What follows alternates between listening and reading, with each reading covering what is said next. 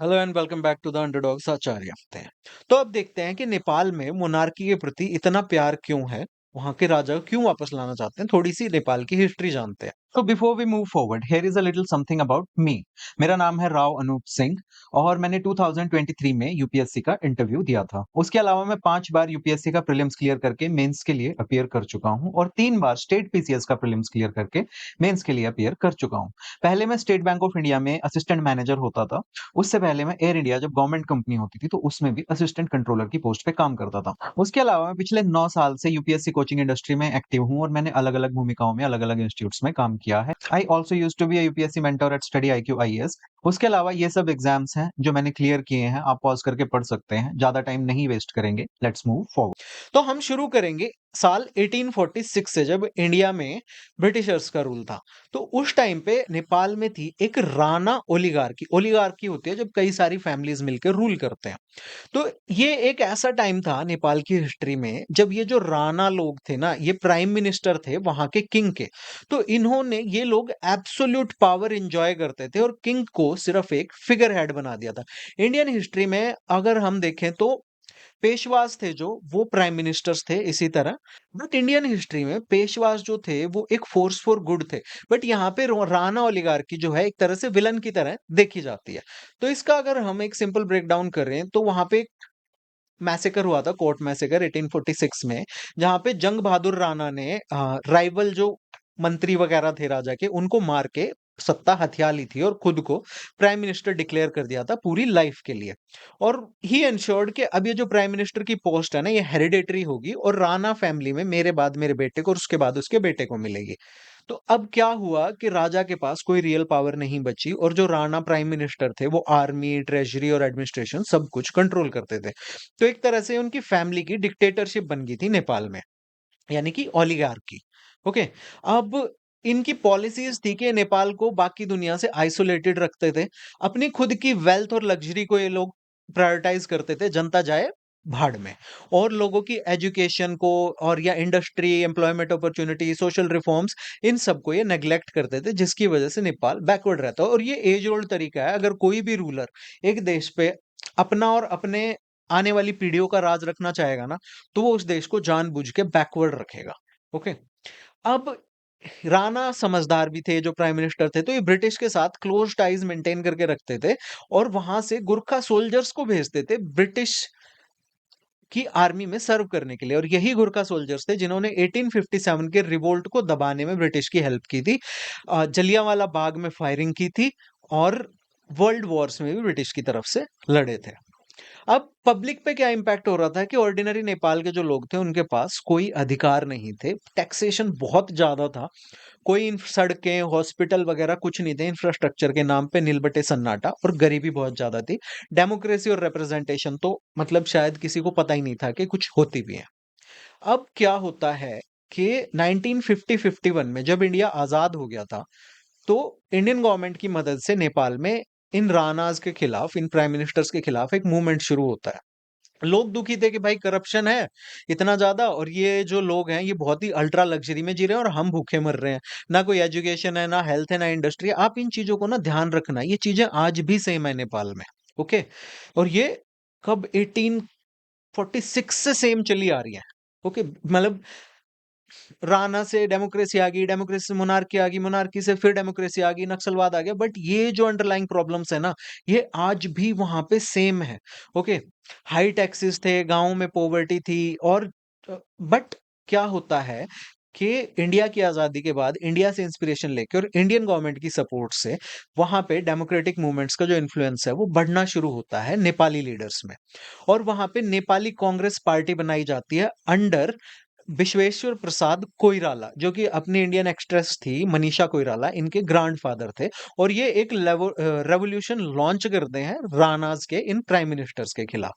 इस रेवोल्यूशन को obviously India support करता है, जो कि 1947 में हम आजाद हुए थे और हम, हमारी फॉरेन पॉलिसी जो थी ना वो आइडियलिस्ट थी कि हम डेमोक्रेसी को और इन सब चीजों को सपोर्ट करते थे। तो ये जो थे आपने मनीषा कोइराला के ग्रैंडफादर बीपी कोइराला प्लस जो वहाँ के किंग थे त्रिभुवन जिनको राणा प्राइम मिनिस्टर्स ने दबा के रखा हुआ था, इन लोगों को इंडिया सपोर्ट करता है क्योंकि इंडिया को भी एक फ्रेंडली डेमोक्रेटिक नेपाल चाहिए होता है, ना कि एक आइसोलेटेड ऑटोक्रेसी।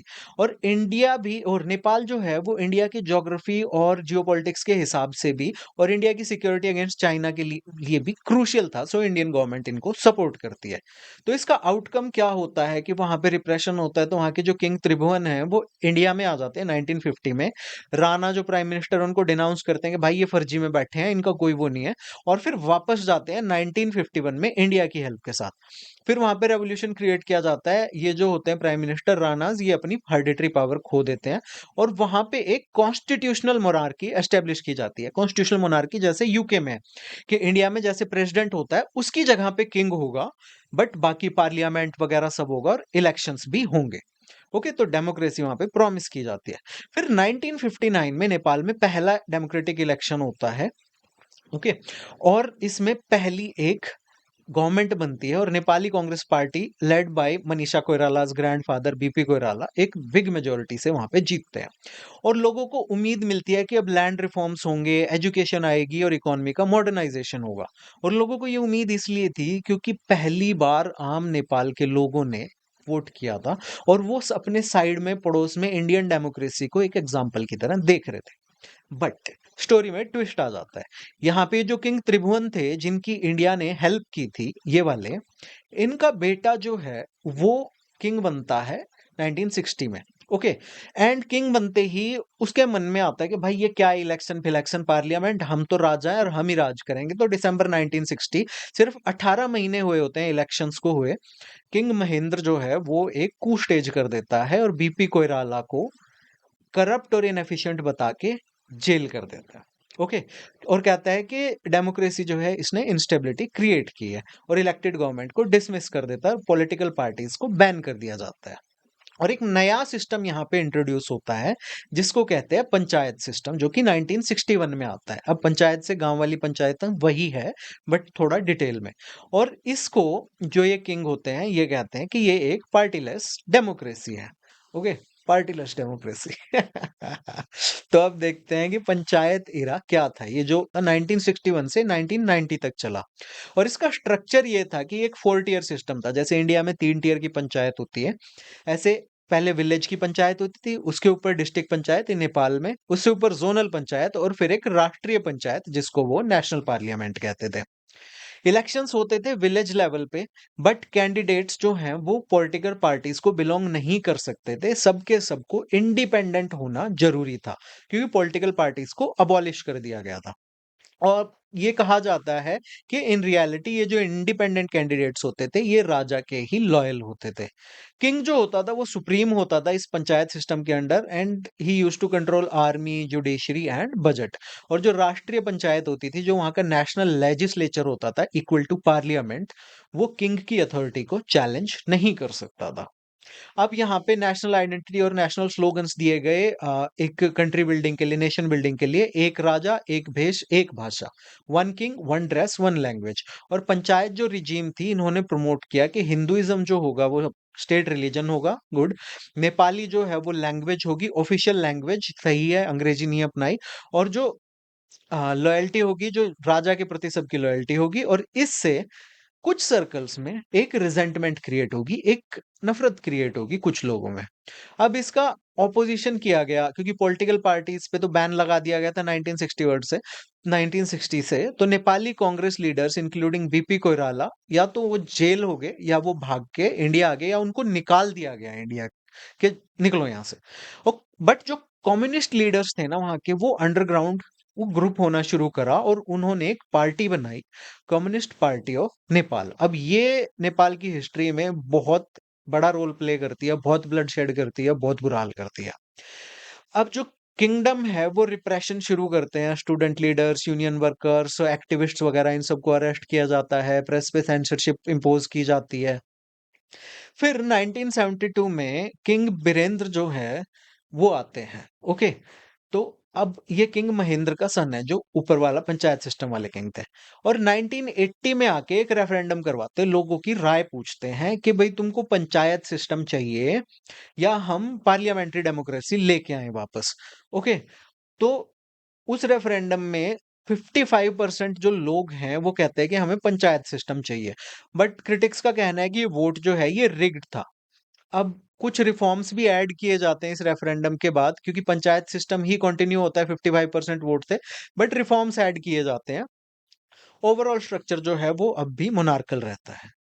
बट इससे ना डिससैटिस्फाई होके 1980 के रेफरेंडम से अब वहां पे स्टूडेंट मूवमेंट शुरू हो जाते हैं। अब स्टूडेंट मूवमेंट्स का ऐसा होता है कि कम्युनिस्ट जो होते हैं ना, सबसे पहले स्टूडेंट्स को पकड़ते हैं, बिकॉज वो एज ऐसी होती है, कच्ची एज होती है। दुनिया से एक विद्रोह की भावना रहती है, ये भी गलत हो रहा है, ये भी गलत हो रहा है, ये भी गलत हो रहा है, मेरे माँ बाप भी गलत है, ये भी गलत है, हॉर्मोन्स हाई होते हैं, एनर्जी हाई होती है। तो ऐसी एज में स्टूडेंट्स को बरगलाना बहुत आसान होता है। इसलिए हम देखते हैं कि जो भी प्रोटेस्ट होते हैं ना, वो स्टूडेंट प्रोटेस्ट होते हैं, आप चाहे बांग्लादेश हो, नेपाल हो या कहीं पे भी हो। ओके, बिकॉज एज ऐसी होती है, उस टाइम पे एक रेवोल्यूशनरी माइंडसेट रहता है, पेरेंट्स के खिलाफ, फैमिली के खिलाफ, प्रोफेसर्स के खिलाफ। तो उस टाइम पे अगर कम्युनिस्ट आपको आके बोलते हैं कि भाई ये तो बहुत गलत हो रहा है, हम तुमको ऑर्गेनाइज करेंगे और फूंक दो, सब कुछ सही है ये, देन बहुत आसान होता है स्टूडेंट्स को मोबिलाइज करना, या हिंदी में कहें तो बरगलाना। तो ये स्टूडेंट मूवमेंट शुरू हो जाते हैं 1980s में। यूनिवर्सिटीज जो हैं वो centres of anti monarchy protest बन जाते हैं, और स्टूडेंट्स डिमांड करते हैं एक multi party democracy, freedom of speech और एंड ऑफ करप्शन, जो कि जायज डिमांडें हैं। अब क्या होता है कि ये जो पंचायत सिस्टम चल रहा था 1980s तक, आते आते करप्शन और इनएफिशिएंसी के इल्जाम इस पे लगने शुरू हो जाते हैं। और वहां पे फिर एक अर्थक्वेक आता है 1988 में, जो कहा जाता है कि भाई यहाँ पे बहुत करप्शन हुआ है, इसको मिस हैंडल किया गया, जिससे कि जनता में बहुत गुस्सा होता है। फिर उसके बाद नेपाल 1989 में चाइना से हथियार खरीदता है बिना इंडिया को कंसल्ट किए हुए। तो गुस्से में आके इंडिया उन पे ब्लॉकेड लगा देता है, क्योंकि नेपाल का सारा जो ट्रेड है वो इंडिया के पोर्ट से होता है। तो इंडिया उन पे ब्लॉकेड लगा देता है। तो उससे वहां पे फ्यूल की, मेडिसिन की और बाकी चीजों की शॉर्टेज हो जाती है, जिससे पब्लिक सफरिंग, लोगों की तंगी बढ़ जाती है।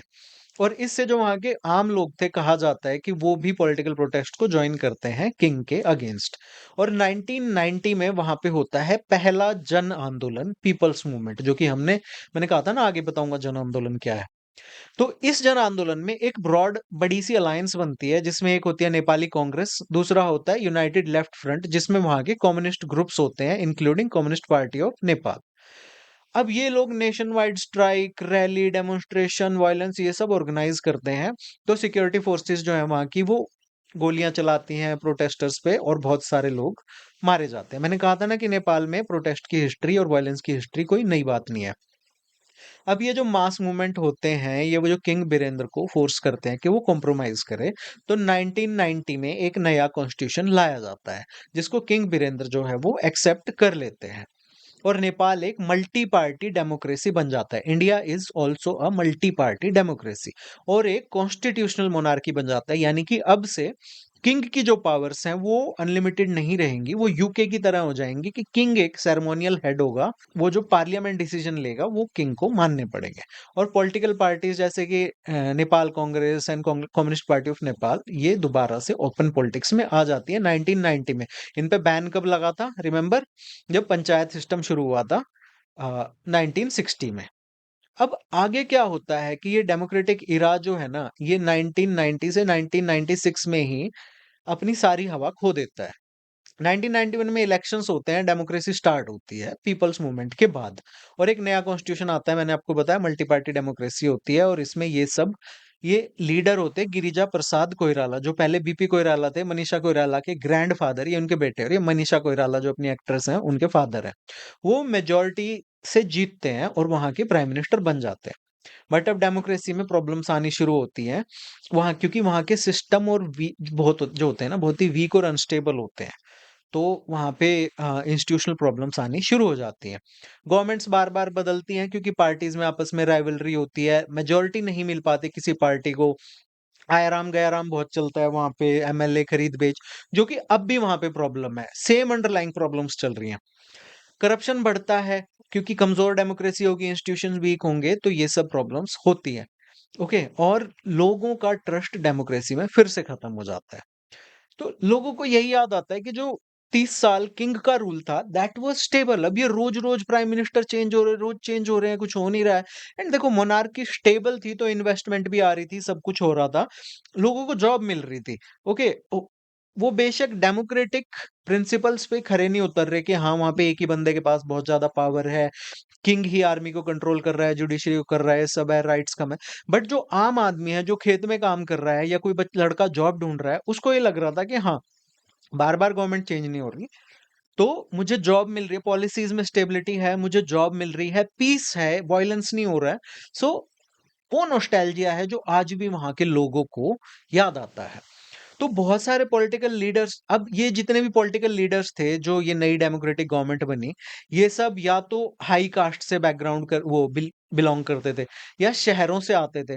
और ये लोग गांव के गरीबों की, दलित्स की, जनजातिस की, मधेसीस की प्रॉब्लम से रिलेट ही नहीं कर पाते थे, ना उन पे फोकस करते थे। इसके अलावा सोशल एंड इकोनॉमिक इश्यूज भी उठ के आने शुरू हो गए 91 से 96 के बीच में कि 40% से ज्यादा लोग जो हैं वो गरीबी रेखा के नीचे थे। अनएम्प्लॉयमेंट बहुत ज़्यादा था, गाँवों में सड़कें नहीं थी, स्कूल नहीं थे, हॉस्पिटल नहीं थे, डेवलपमेंट नहीं थी। बहुत सारे नेपाल भी वाले लोगों को लगता था कि डेमोक्रेसी जो है, उससे सिर्फ़ अमीरों को फ़ायदा हो रहा है, आम जनता को नहीं। अब इसी में क्या होता है कि ये जो कम्युनिस्ट पार्टी जो मैंने कहा था इसका बहुत बड़ा रोल है, बहुत ब्लडशेड करेगी, इसमें एक दरार आती है। तो इसके 2 टुकड़े बन जाते हैं। सीपीएन एमएल जो कि मार्क्सिस्ट लेनिनिस्ट है, ये डेमोक्रेसी को एक्सेप्ट कर लेती है, इलेक्शंस कॉन्टेस्ट करती है और मेन अपोजिशन पार्टी बन जाती है। और इसी में से एक टुकड़ा टूट के जाता है सीपीएन यूनिटी सेंटर, जिसका पहले नाम था, अभी ये अपना नाम रख लेते हैं CPN Maoist, communist party of Nepal Maoist. और माओइस्ट पढ़ के ही तुमको समझ जाना चाहिए कि क्या करेंगे। ओके, इंडिया में भी नक्सली है, वो भी communist party of India Maoist है। और माओइस्ट कहाँ से आता है? चाइना के जो डिक्टेटर था माओ, उससे, कि उसकी पॉलिसीज से। और इनकी आइडियोलॉजी क्या होती है अभी आगे बताऊंगा। तो इसके 2 लीडर्स थे। प्रचंड एक अपने आप को कहता था, उसका नाम था पुष्पा कमल दहल। भाई पुष्पा ही कह लेता, पुष्पा भी तो सही नाम है ना। इंडिया में 2 मूवी हिट हो चुकी। और दूसरा था बाबूराम भट्टाराई। अब माओइस्ट आइडियोलॉजी है, ये लोग मार्क्स, लेनिन और माओ तीनों में बिलीव करते हैं। तो इनके 3 पिताजी हैं। और ये आर्ग्यू करते हैं कि डेमोक्रेसी फेल हो चुकी है, गरीब और मार्जिनलाइज्ड जो हैं वो सफर कर रहे हैं, ठीक है? और ये एक आर्म्ड स्ट्रगल शुरू करना चाहते हैं, हथियार बंद विद्रोह, जिसको ये पीपल्स वॉर कहते हैं। इंडिया में भी ये लोग यही करते हैं, okay?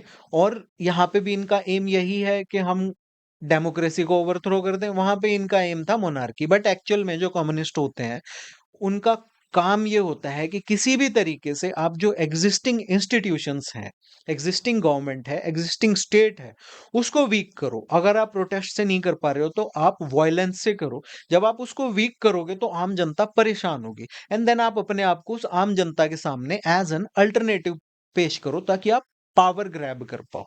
That is there only motive. And communism से आज तक दुनिया में सिर्फ ब्लडशेड, जेनोसाइड और सफरिंग ही आई है, कहीं पे भी खुशहाली नहीं आई है। ओके, तो ये एंगर और फ्रस्ट्रेशन होता है ना लोगों का, ये माओइस्ट को कहते हैं कि स्ट्रॉन्ग सपोर्ट मिलता है रूरल एरियाज में। और आगे क्या होता है देखते हैं। अब शुरू होता है नेपाल का civil war, because obviously Maoist हैं तो सिविल वॉर ही करेंगे। तो 1966 से 2006 तक ये सिविल वॉर चलता है। तो इसकी शुरुआत कैसे होती है कि 13 फरवरी, 14 को कर लेते हैं यार वैलेंटाइन डे से। तो 13 फरवरी 1996 को जो कम्युनिस्ट पार्टी ऑफ नेपाल है, माओवादी, ये प्रचंड और बाबूराम द्वारा लेड ये पीपल्स वॉर डिक्लेयर कर देते हैं। और ये अटैक करना शुरू करते हैं 6 डिस्ट्रिक्ट्स में, पुलिस स्टेशन पे, गवर्नमेंट ऑफिसेज, रेलवे स्टेशन, मतलब जो भी सरकारी इनको दिखा उस पे इन्होंने वो कर दिया। और इनका एम था कि हम मोनार्की को खत्म करेंगे और इनइक्वालिटी को खत्म करेंगे और एक पीपल्स रिपब्लिक लेके आएंगे। और इंडिया में ये डेमोक्रेसी को खत्म करना चाहते हैं। सो एम इनका सिर्फ पावर ग्रैब रहता है। इसके कॉजेस क्या क्या थे? ये कहते थे कि डेमोक्रेसी जो है वो फेल हो गई है। अच्छा, 1990 से 96 तक डेमोक्रेटिक गवर्नमेंट चल रही थी, but they wanted to end monarchy. Okay, और कह रहे हैं कि डेमोक्रेसी फेल हो गई है but we want to end monarchy. और फ्रीक्वेंट गवर्नमेंट चेंजेस और करप्शन और वीक लीडरशिप, ये कह रहे हैं कि इसकी वजह से हम ये जो वायलेंस है ये क्रिएट कर रहे हैं। एंड माइंड यू, इस वायलेंस में लाखों निर्दोष जो है वो मारे गए थे। अब ये कहते हैं कि भई ये सोशल इनइक्वालिटी है, इसकी वजह से हम वॉयलेंस कर रहे हैं और पॉवर्टी का भी रीज़न देते हैं कि 40% से ज़्यादा लोग गरीब हैं और इनकी आइडियोलॉजी किससे होती है इंस्पायर, ये मैंने आपको बता दिया है। अब ये किस तरह का होता है कॉन्फ्लिक्ट, ये गुरिल्ला वारफेयर करते हैं, सरप्राइज़ अटैक्स, एम्बुश, गाँवों पे कब्ज़ा कर लेना, ओके? जिस तरह इंडिया में लोग गाँव में प्रताड़ना करते हैं लोगों की, इसी तरह। अब तो इन सेंट्रल गवर्नमेंट ने इनको ऑपरेशन सिंदूर जब हो रहा था पाकिस्तान के साथ, उसी टाइम अपना सेंट्रल इंडिया में भी एक ऑपरेशन हुआ था और अच्छी तरह पिलाई करी है इनकी और ऑलमोस्ट कमर तोड़ दी है। न्यूज़ लॉन्ड्री पे बैठ के रो रहे थे कुछ जन लोग कि हाँ भाई अरे नक्सल मार दिए but the drama has continued for too long, it was time to take strong decisions. तो ये लोग पुलिस फोर्स को डिस्ट्रॉय करते हैं, गवर्नमेंट ऑफिस को जला देते हैं, लैंडलॉर्ड्स को जिन टारगेट करते हैं। बहुत सारे गांव जो है वो माओइस्ट कंट्रोल में आ जाते हैं और वहां पे पैरेलल गवर्नमेंट्स चला दी जाती हैं रूरल नेपाल में। ओके, 17,000 लोग सरकारी आंकड़ों में इसमें मारे जाते हैं, असली नंबर बहुत ज्यादा होगा और 1 लाख से ज्यादा लोगों को अपने घर छोड़ने पे मजबूर होना पड़ता है। हजारों लोगों को या तो किडनैप किया जाता है, टॉर्चर किया जाता है, रेप किया जाता है, इवन गायब भी कर दिया जाता है। माओइस्ट और स्टेट फोर्सेस जो हैं दोनों पे इल्जाम लगते हैं कि आप ह्यूमन राइट्स की वायलेशन कर रहे हो। अब क्या होता है इसी बीच में 2001 में नेपाल में एक बहुत बड़ी ट्रेजेडी होती है, दैट इज 2001 रॉयल मैसेकर। क्या हुआ कि वहां पे काठमांडू में जो राजा का महल है वहां पे किंग बीरेंद्र, उनकी वाइफ क्वीन ऐश्वर्या और 7 अदर फैमिली मेंबर्स थे जो एक लंच चल रहा था उनको मार दिया जाता